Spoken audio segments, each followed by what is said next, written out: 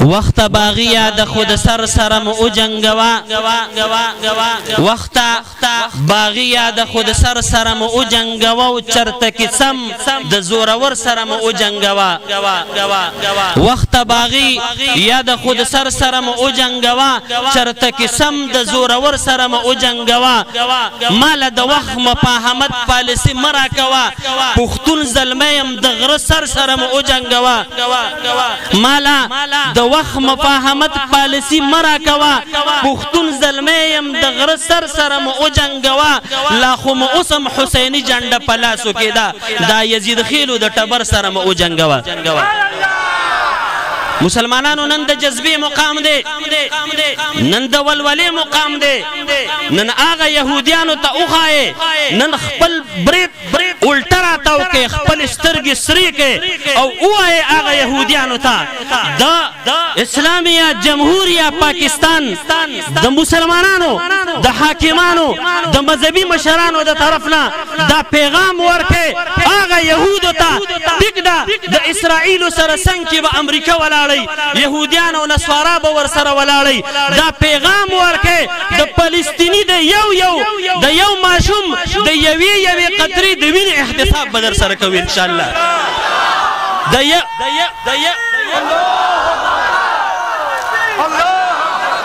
مسلمانان نن ډیره جذبه کړي او دا مقامم د جذبې دی د هر زخم د مسلمان خور د لپټي احتساب بدر سره کو دا وخره قریب دی ان شاء الله من د خپل حاکمانو من د خپل حکومت وخت من د خپل مشرانو من دغه علماء کرامو د حکم انتظار کو او ان شاء الله چې دوی حکم وکړه دوی اډر وکړه د پاکستان بچي جوان مشران او کشان ان شاء الله په دغه جهاد کې به برپور حصہ اخري د کفارو يهودو پسترګو کې بسترګي اچي ځکه د رب العالمین حکم نه لا اله الا الله لا اله الا الله نبی کریم صلی الله علیه وسلم فرمای المؤمنون كجسد واحد د تمام مؤمنانو مسلمانانو مثال د سره د مؤمنانو لکه د یو جسد د یو جسم او د یو بدن اذا اشتكى عينه اشتكى كله د یو بدن سترګې ته چې تکلیف وي تمام بدن ته تکلیف وي اذا اشتكى رأسه اشتكى كله کله چې د یو بدن سر ته تکلیف وي تمام بدن ته تکلیف وي نن که د شام په ځمکه د افغانستان په ځمکه د فلسطین په ځمکه په کشمیر کې برما کې چچنیا کې هر ځای کې مسلمان ته تکلیف دی دا د کلهم نړۍ د تمام دنیا مسلمانانو ته تکلیف دی یاد لرئ مسلمانانو کاغی ته د دوای ضرورت دی کاغی ته د خوراک او د علاج ضرورت دی ان شاء الله خپل مالی جانی قربانی ته به تیاری وکړو زما استاد محترم مفتی اعظم صوبه خیبر پختونخوا دغه وخت عبدالله ابو البرکات النسفی او د دې دور امام غزالی او د دې دور په فقهاو کې علامه الشامی او دغه دور برهان الدین المرغنانی رحمه الله او کده نږدې وخت مثال درکوم د ماضی قریب خبره کوم کده دې وخت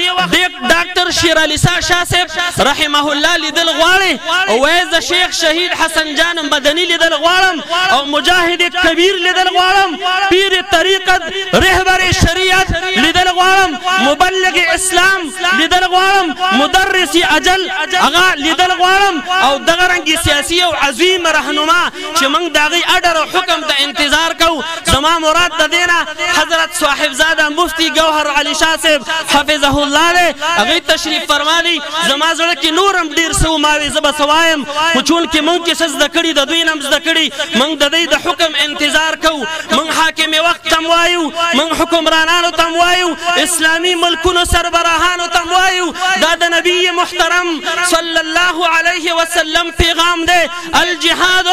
مازن الى يوم القيامه قیامت سبا پورې به جهاد هغه جاری وي زمنګ په قبله اول باندې حمله ده مسلمان له خوب نه ورځي ماته د خپل خور هغه چغې یاد دي د هغې د لوپټې د فلسطین د هغه یتیمانانو هغه کوکیمانه نه یېرېږي ای مسلمانانو غیرت وکړئ تاسو خو په خپلو پالنګونو په خپلو بیډونو پومونو کې خوبونه کوئ نن را بیدار شئ علما چې بیان کوي د نری تکبیر او الله اکبر زمزمي اوچتې کوئ نن خپل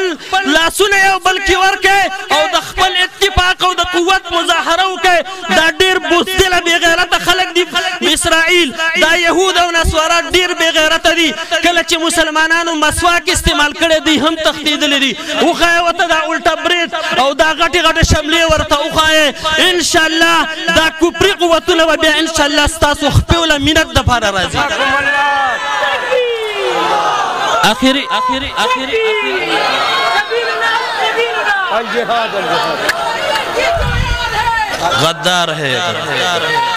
غدار ہے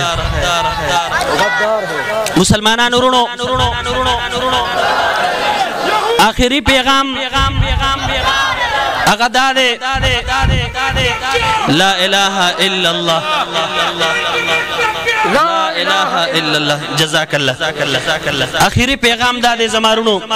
د اسرائیلو چې څومره مصنوعات دي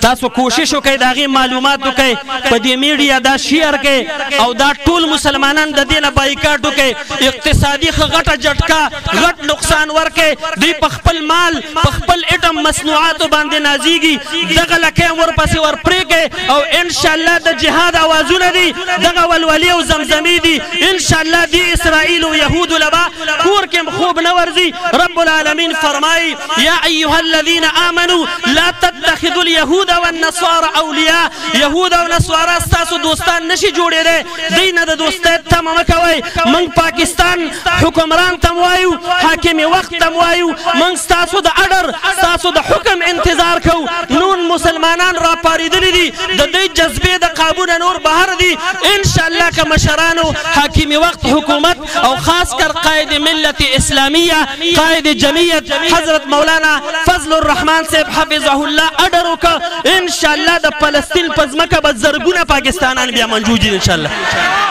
اقول قولي هذا استغفر الله لي ولكم ولسائر